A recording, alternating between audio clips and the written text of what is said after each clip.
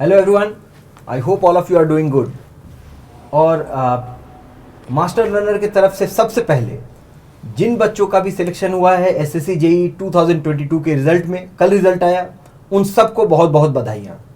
और जिन लोगों का सिलेक्शन नहीं हो पाया है किसी भी कारण से, उनको मैं यही कहना चाहूँगा कि उनको डिप्रेस होने की ज़रूरत नहीं है। हालांकि थोड़ा सा ज़रूर ये लगता है कि मेहनत किया हमने और नहीं हो पाया, आप 1-2 दिन टाइम लीजिए अपना, but you still have a very good hope. क्यों? अभी जिन लोगों ने प्रिपेयर किया था, किसी कारण से रह गए थे, उनके लिए 2023 अक्टूबर में एग्ज़ाम होने वाला है। सो ज़्यादा वक्त ना बर्बाद करते हुए अगले आने वाले एग्ज़ाम के लिए आपको फिर से तैयार हो जाना चाहिए। सो इस पूरे 2002 के रिजल्ट में बहुत सारे बच्चों का सिलेक्शन हुआ। उनमें से मैक्सिमम लोग जो ऑनलाइन में जो दूर दूर हैं, जयपुर, मुंबई, तमिलनाडु, रायबरेली, बहुत सारे अलग अलग जगह के स्टूडेंट्स हैं। कुछ स्टूडेंट्स हमें ऐसे मिले जिन्होंने हमारे साथ तैयारी की थी और फॉर्चुनेटली वो अभी दिल्ली में मौजूद भी हैं। उनमें से एक है Shivam. Shivam has got selected for CPWD और फॉर्चुनेटली ही वाज हियर। सो ये इंटरेक्शन हमारे लिए इसलिए इम्पॉर्टेंट है कि जो बच्चे सेलेक्ट हो जाते हैं उनसे जब हम इंटरेक्ट करते हैं तो वो अपने इस जर्नी को शेयर करते हैं, और उनका ये जो शेयर्ड जर्नी है फिर जो बच्चे तैयारी कर रहे होते हैं उनके लिए बहुत मायने रखता है, बहुत इंपॉर्टेंट है। क्योंकि वो सब कुछ वो जो उनको चाहिए कि इस प्रिपरेशन में क्या अप्स एंड डाउन्स को कैसे इन्होंने ओवरकम किया, कैसे रिवीजन किया, कितने घंटे पढ़ाई की उन्होंने, क्या क्या बातों पर उन्होंने ज़्यादा ध्यान दिया, इस तरह की बातों को सीखने का मौका मिलता है। So let us begin with and we will congratulate first of all Shivam from Master Learner, from whole team. Many congratulations Shivam. Thank you so much sir, thank you.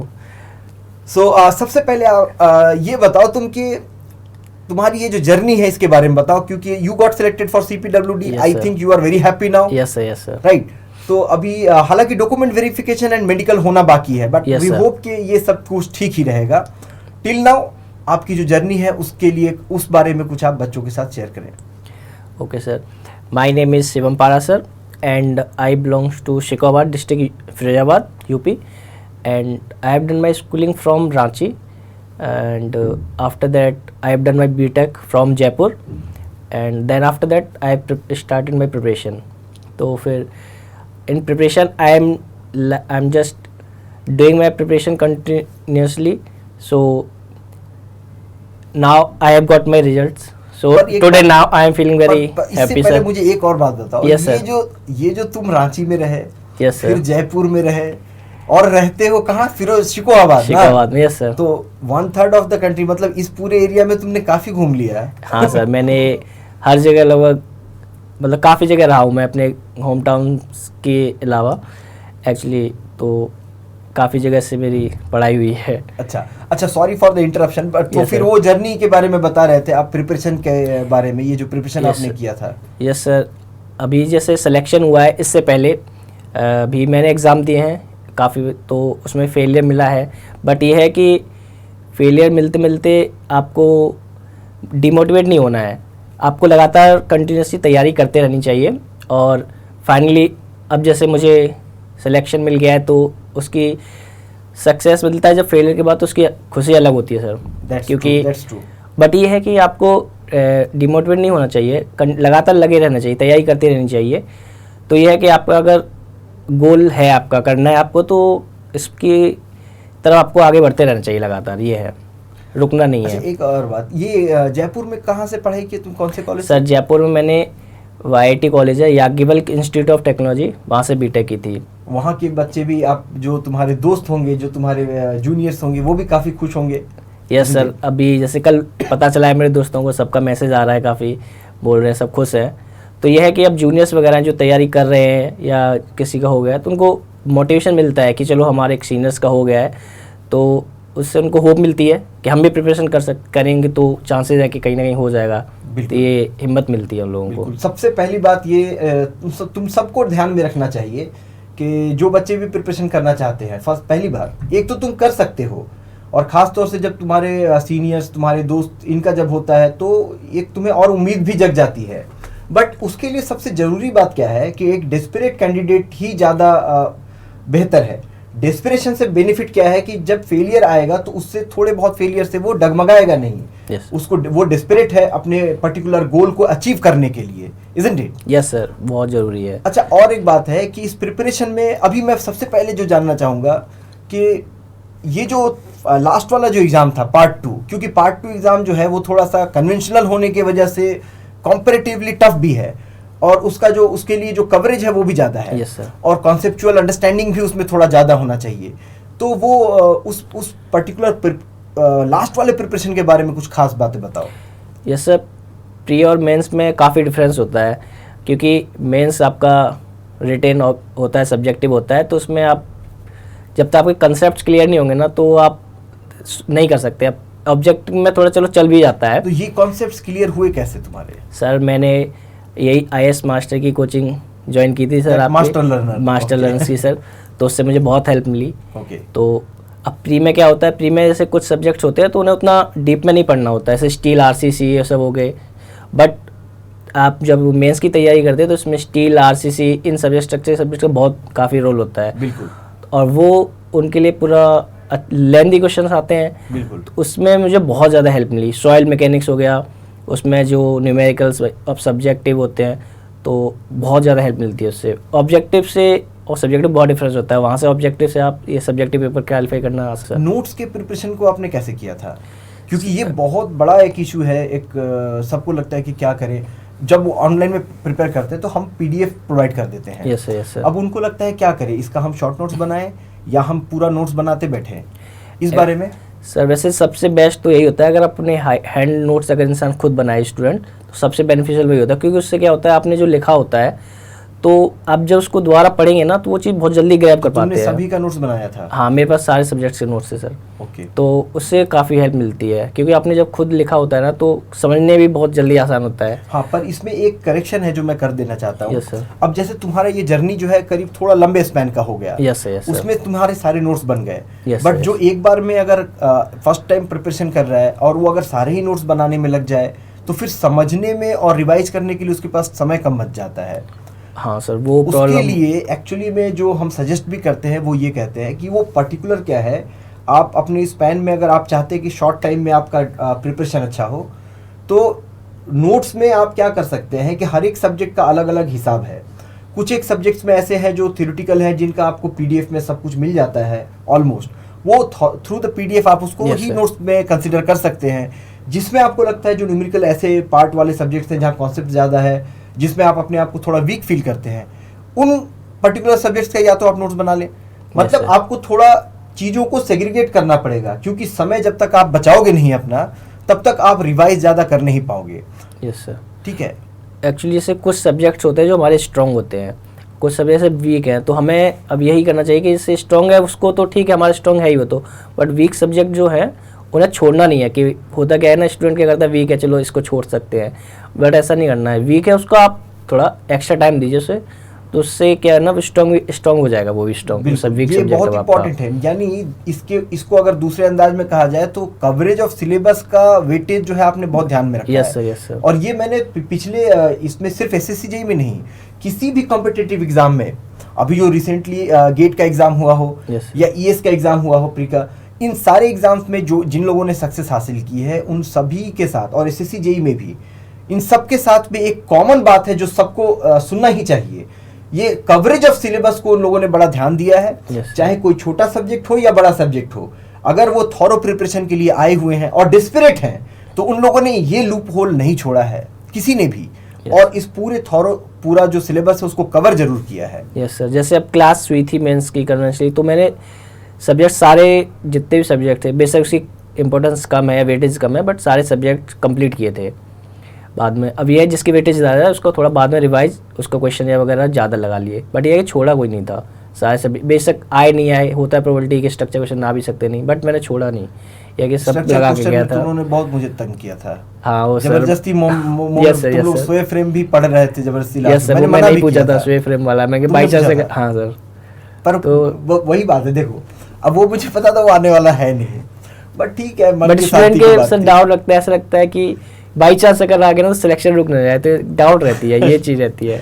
अच्छा कोई नहीं, अब तो खैर हो गया सिलेक्शन, अच्छी बात Yes, है। sir. अच्छा क्लास के समय में ये डाउट वगैरह पूछते थे तो कैसा मतलब इंटरेक्शन रहा इस बहुत, particular ये मुझे preparation सर के बहुत समय? अच्छा लगा कि जैसे अगर हमारा एक छोटा सा भी डाउट है तो एकदम क्लियर हुआ। ये मुझे सबसे अच्छी चीज़ लगी कि अगर हमारा कोई भी डाउट है तो ये नहीं है कि इसको स्केप कर दिया सर, लेकिन छोटी थोड़ा से छोटी कभी-कभी डाउट डांट लगा के भी वो भी सर जरूरी है, बट वो जरूरी है सर, क्योंकि हम लोग को भी लगता है कुछ कुछ कि ऐसे क्वेश्चन पूछे सर आपने अच्छे से पढ़ाया, फिर बच्चा वही चीज़ 10 बार एकदम छोटी, तो वो लगता है, हम स्टूडेंट हैं हमें भी लगता है कि क्या पूछ रहे हैं, सर ने इतने अच्छे से समझाया है, तो ऐसा हो जाता है, वो तो है। नहीं ये क्लास में मैंने हम सभी बोलते हैं कि भाई मैं तो खास तौर से ये बोल देता हूँ कि कोई बात नहीं, अगर मैंने थोड़ा सा हल्का सा डांट भी दिया, don't take tension, Yes, sir, yes, तुम्हारे डाउट तुम जरूर पूछो, देन सामने से जो आपके फैकल्टीज है वो खुद बताएंगे कि ये तुम्हारा डाउट आंसर करना चाहिए या इस डायरेक्शन में नहीं सोचना चाहिए, या फिर क्या इस डाउट को बताना चाहिए, तभी तो राइट डायरेक्शन होगा। स्टूडेंट भी पूछ के फिर आपने बता दिया उसका रिप्लाई भी नहीं करते, कुछ कुछ ऐसे भी होते हैं, अगर आप हाँ कि हाँ, faculty में समझ में आया बताया या तो नहीं हाँ, समझ में बताना आया। चाहिए। हाँ ये बहुत उसके लिए- जरूरी है भाई, जो क्लासेस लेता है वो समझे इस बात को कि अगर तुम्हारे डाउट को लिया जा रहा है, समझ में आ गया तो लिख दो हाँ समझ में आ गया, नहीं समझ में आया तो Yes, लिखो sir. नहीं समझ में आया, दैट्स ऑल। तो उससे इंटरेक्शन पता तो चलता है कि इंसान को समझ में नहीं आया कि नहीं आया। अच्छा रिवीजन के लिए क्या स्ट्रैटेजी अपनाई थी, या कितना समय देते थे, या टाइम को सेग्रीगेट किया था पढ़ते समय पे, या बस पढ़ते जा रहे थे? सर मैंने तो अपना बताऊंगा सर, मतलब मैंने तो यह कि पढ़ना है, सारा पढ़ना ही है, जैसे भी पढ़ना है, तो ऐसे सच कुछ टाइम डिवाइड नहीं किया था, बट ये था कि हाँ जैसे जो वेटेज ज़्यादा सब्जेक्ट्स हैं उनको मैंने थोड़ा ज़्यादा टाइम दिया था, ज़्यादा ये time था दिया हाँ, था। पढ़ा तो सारा ही था लेकिन ये है छोड़ा नहीं था। अच्छा जब पढ़ाई किए तो जैसे प्री की अब बात कर ले तो प्री Yes, sir. के क्वेश्चंस सारे प्रीवियस ईयर के सॉल्व किए थे, बनाए थे? सारे तो नहीं बनाए थे सर मैंने, जैसे प्री में मैंने जीएस पे थोड़ा ज़्यादा फोकस किया था कि जीएस में, क्योंकि जीएस हम लोग का थोड़ा वीक होता है, तो जीएस पे मैंने ज़्यादा फोकस किया था। और टेक्निकल ठीक है, टेक्निकल तो हम लोग करते ही हैं, तैयारी तो हो जाता है, जीएस वगैरह हम लोग छोड़ के चले जाते हैं, बहुत से लोग छोड़ के ही चले जाते हैं जनरली, बट वो नहीं करना होता वो है, नहीं करना चाहिए। हाँ जीएस अभी और प्रेजेंट में जो जिस हिसाब से कट ऑफ वगैरह जा रही है तो आप तो छोड़ ही नहीं सकते हैं हाँ बिल्कुल। ऑब्वियसली अभी जिसका मुझे लगता है 130 के नीचे है वो काफी बहुत- प्रॉब्लम में होगा, बहुत प्रॉब्लम और जो होगी। 130 के ऊपर है वही चांसेस वो माने Yes, उनके yes, sir. प्री के जो 130 के मार्क्स Yes, है yes, उसके sir. ऊपर उन्हीं बच्चों के ज्यादा चांस है कि सिलेक्शन होगा। Yes sir, yes sir. ये तो बहुत, और रीजनिंग में खास तौर से प्री में जो बच्चे तैयारी करते हैं, रीजनिंग एक ऐसा पार्ट है, मुझे जैसा फील होता है Yes, बहुत सारे बच्चों से इंटरेक्ट करके, तुमसे भी जानना चाहूँगा कि उसमें तुमने उसको कैसे ठीक किया, क्योंकि वो 50 मार्क्स का है, और रीजनिंग क्या है, पढ़ने के बाद एक थॉट प्रोसेस जनरेट होता है, फिर सोच के बाद फिर सॉल्व करना होता है, पजल टाइप का सिचुएशन आ जाता है, एक्चुअली थोड़ा टाइम टेकिंग प्रोसेस Yes, है yes, वो। sir. तो वो सबसे इम्पोर्टेंट है कि वो बनाना है और टाइम भी कम लगना चाहिए, उसके लिए क्या तुमने स्ट्रेटेजी अपनाई थी? सर जैसे मैंने रीजनिंग पढ़ी है काफ़ी, तो मतलब मेरी रीजनिंग ठीक है, मतलब उसको कंटिन्यूस रिवाइज करते रहते थे? हाँ मतलब मैंने पढ़ता रहता था थोड़ा बहुत, तो उसमें क्या है कि रीजनिंग में मतलब मैंने जैसे मुझे लगा कि 50 क्वेश्चंस में से 5 to 6 मैक्सिमम 5 to 6 क्वेश्चंस ऐसे होते हैं जिनमें टाइम ज़्यादा लगता है। ओके। तो ज़रूरी नहीं है कि उनको करो, क्योंकि उसके टाइम की वजह से आपका और पेपर छूटता है। बिल्कुल। तो रीजनिंग मतलब ज़्यादा टफ तो आती नहीं है सर, मतलब मेरे अकॉर्डिंग हाँ। मुझे उतनी टफ नहीं लगती, तो 45 तक क्वेश्चन ये है कि आपके नॉर्मल बन सकते हैं। बन सकते आप हैं। 5 क्वेश्चंस अगर बनाओगे तो वो थोड़े टफ होते हैं, उनको छोड़ भी सकते हो अगर टाइम अगर आपके पास है तो बनाओ, वरना और जो पेपर है पूरा अटेम्प्ट करना जरूरी है, 200 क्वेश्चंस होते हैं। मतलब ऑल टुगेदर अगर हम ये बात करें तो ज़्यादा फोकस तुम्हारा था कि जो प्रिपरेशन है, और तो गेज कैसे करते थे कि मेरा ये सब्जेक्ट रह गया लास्ट मोमेंट पे, जैसे होता है कई बार ना, ये टॉपिक रह गया, ये चैप्टर रह गया, या कोई सब्जेक्ट रह गया, तो उसको लेके तुम हताश निराश नहीं होते थे कि ये क्या नहीं। करूँ नहीं करूँ कैसे करूँ? एक्चुअली सर मैंने एंड तक रिवीजन किया था, मैंने सारे सब्जेक्ट जो एंड जब टाइम आता है जब 3-4 दिन पहले का, तो मैंने जितने सब्जेक्ट से सारे रिवाइज कर लिए। मैंने एक बार उनको मतलब एक बार आपके आंखों के सामने से गुजरना चाहिए सारे सब्जेक्ट अच्छा। जो भी है, तो होता है ना कि आपने देखा हुआ है और ऑब्जेक्टिव में आ जाते हैं तो क्लिक कर जाता है, तो एटलीस्ट एक बार आपको मतलब गो थ्रू जरूर होना चाहिए। बिल्कुल। बस ये थोड़ा कम टाइम दे दो बट गो थ्रू हो जाओ तो उससे अच्छा काफी टेस्ट फर्क सीरीज पड़ता के है। बारे में क्या कहना है कि मतलब टेस्ट सीरीज हेल्पफुल है या नहीं हेल्पफुल है, या है तो कैसे हेल्पफुल है? सर टेस्ट सीरीज़ बहुत ज़्यादा हेल्पफुल है, क्योंकि उससे मतलब पता चल जाता है। सबसे बड़ी बात तो ये है कि आपको जो 2 घंटे का टाइम होता है वहाँ पे एग्ज़ाम का मेंस में, वो उसके लिए बहुत ज़्यादा इंपॉर्टेंट है, वरना ऐसे अगर जाएंगे हम लोग तो एक वो नहीं बैठ पाता है कोऑर्डिनेशन। बट टेस्ट सीरीज जब हमने दी तो पहली बार मुझे पता चल, जैसे हमने दी तो 2 घंटे में पता चला कि यार ये तो 2 घंटे तो निकल गए, बिल्कुल। क्योंकि जो टेस्ट दिया तो फिर धीमे धीमे जब बट जैसे हमने 12-15 जो भी टेस्ट दिए ना, धीमे धीमे हमारी स्पीड जो थी अपने आप बढ़ जाती है। और प्लस ये है कि आप टेस्ट सीरीज देते हो तो क्वेश्चंस तो इतने सारे होते हैं, अच्छी अच्छी क्वालिटी के होते हैं सर, तो उससे रहता है कि हमको पता चल जाता है कि अच्छा ये कमी रह गई है अपनी, वो आपको पता चल जाता है हम कहाँ लैग कर रहे हैं। तो टेस्ट सीरीज़ का बहुत बहुत हेल्पफुल थी मेरे लिए, तो बहुत ज़्यादा हेल्पफुल थी सर।